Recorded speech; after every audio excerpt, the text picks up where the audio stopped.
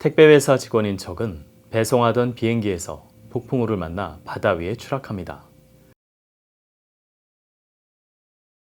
극적으로 살아난 척은 아무도 살지 않는 무인도에 표류합니다.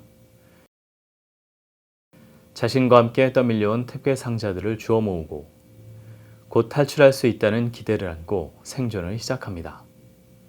돌을 도구 삼아 코코넛 물을 마시고 척은 생존에 도움이 될 물건이 있을까 떠밀려온 택배 상자들을 뜯어봅니다.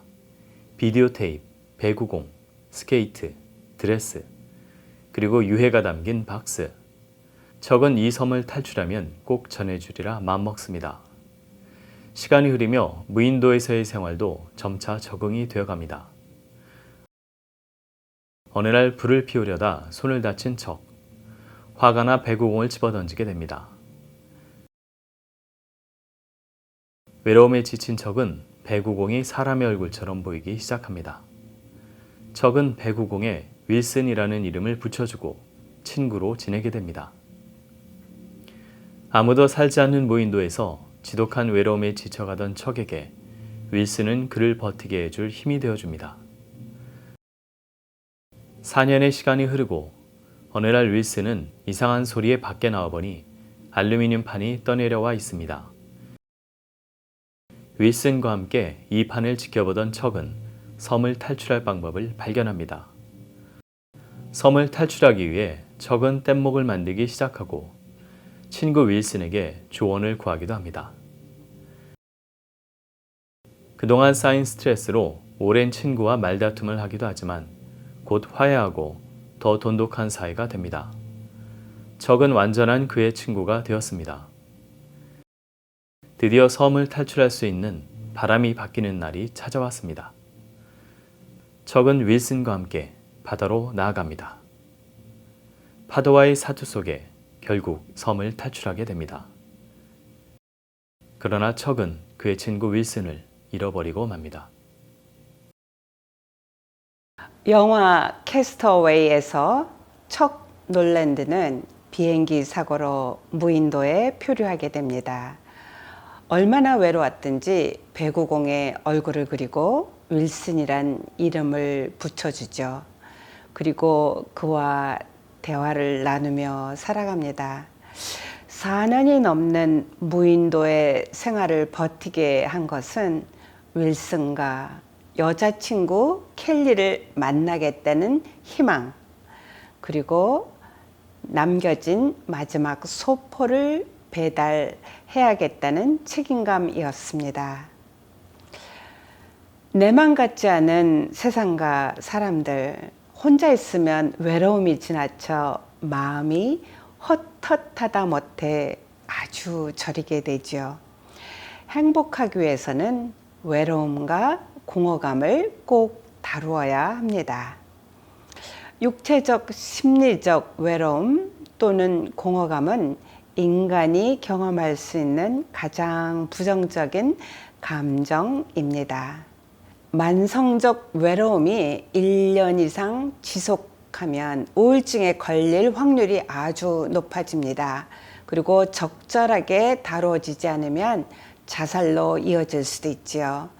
외롭지 않기 위해서는 잘 알고, 잘 기억하고, 잘 도전을 해야 됩니다. 먼저 잘 알아야 되는 것 중에 하나가 외로움이 어디서 오는지를 알아야 돼요. 타고난 기질 때문에 외로울 때가 있어요. 아주 예민하거나 아니면 에너지가 별로 없으신 분들, 아니면은 소외받은 경험 때문에 외로울 수도 있어요. 거절받거나 버림받은 경험, 해결되지 않았을 때 그게 만성적 외로움이 되지요. 그리고 삶의 큰 역경이나 갈등, 전환기에서 또 외로움이 생길 수 있습니다. 또 남과 비교해서 남들이 하하 호호 사는 것을 보면서 본인이 그렇지 않다 느꼈을 때 오는 외로움도 있을 수 있고요. 그리고 많은 상실로 인해서 외로움이 느껴질 때도 있습니다.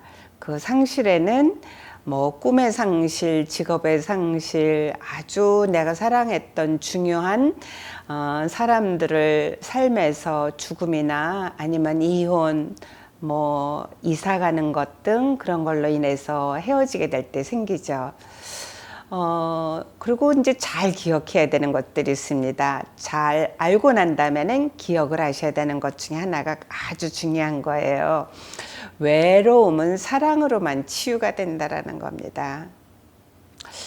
외로운 거에 긍정적인 측면이 있는데요. 그것은 무엇이냐면은 외로운 사람들이 보통 사람들보다 공감 능력이 뛰어나다라는 것입니다. 그래서 만약에 외롭다면 나는 공감 능력이 다른 사람보다 뛰어나다. 그것을 기억하셔야 됩니다. 공감 능력은 관계 형성에 굉장히 중요한 능력이죠. 또 삶 속에서 또 기억해야 되는 것은 의미와 보람이 어디에서 내가 찾는가 그것을 기억하는 겁니다. 이제 그 공허감은 보통 삶의 의미, 보람이랑 연결될 때가 많아요. 그래서 나한테 삶의 의미를 주는 것이 무엇인가, 만족감을 주는 것이 무엇인가 생각해야 됩니다. 이제 예를 들면 어린아이들을 키우는데 보람이 있었던 분들은 아이들이 다 커서 나가게 되면 외롭게 됩니다.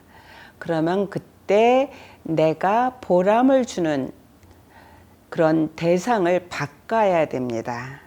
그리고 만족감을 느낄 수 있는 것, 다른 어떤 역할이나 아니면 삶의 방향을 좀 바꾸는 것들이 필요하죠. 만족감이 클수록 헛헛한 것이 핫핫하게 바뀌게 되죠. 잘 알고 잘 기억하고 그리고 잘 도전해야 되는 것이 있습니다. 잘 도전해야 되는 것 굉장히 중요한 것 중에 하나가요. 외로울수록 삶을 루틴하게 만드는 거예요. 그래서 자고 일어나는 시간을 정해놓고 그리고 일부러 고독한 시간을 선택하는 거예요. 고독한 시간이라는 것은 사실은 이제 나 혼자만의 시간인데 거기서 특별히 이제 생각해 봐야 되는 것 중에 하나가 특별히 믿음 있으신 분들은 그 시간을 누구랑 보낼 것인가 라는 거죠. 아무래도 주님이시겠죠. 사막의 교부들은 일부러 사막으로 들어갔어요. 주님과의 관계를 맺기 위해서. 그러면서 그 속에서 외로움이 아닌 공허감이 아닌 정말 살아계신 하나님과 관계를 맺으면서 삶이 더 견고해지는 경험들을 했습니다. 두 번째 도전해야 되는 것은 공감 능력을 적극적으로 활용하는 겁니다. 먼저 자신부터 귀하게 대하는 거예요. 내가 느끼는 감정, 내가 필요로 하는 그런 것들을 내가 먼저 느끼고 내가 그 욕구가 있다. 그러면은 그거를 좀 채워주려고 노력하고 그리고 나를 아끼고 귀하게 대하는 것입니다. 공감 능력을 자신부터 활용하는 것을 도전하는 겁니다. 그리고 공감 능력을 활용할 때 이제 나 외의 대상을 찾으면 참 좋아요. 관계를 쌓고 삶의 의미를 회복하기 위해서 찾기 위해서 대상을 찾아야 되는데 대상은 식물도 괜찮고 아니면은 강아지나 고양이 아니면은 친구를 만들기 뭐 그런 것들이 가능하겠죠. 더 나아가서 주님을 더욱 사랑하는 주님과의 관계를 깊게 하는 그런 것들도 도움이 될 것 같습니다. 외로울 때 기억해야 되는 것이 또 있습니다. 외로운 사람들에게 주님이 뭐라고 그러셨을까요? 주님께서 마태복음 28장 20절에서 볼지어다 내가 세상 끝날까지 너희와 항상 함께 있으리라 했습니다. 고독의 시간에 들어갈 때 관계를 맺을 때 늘 기억하시기 바랍니다. 감사합니다.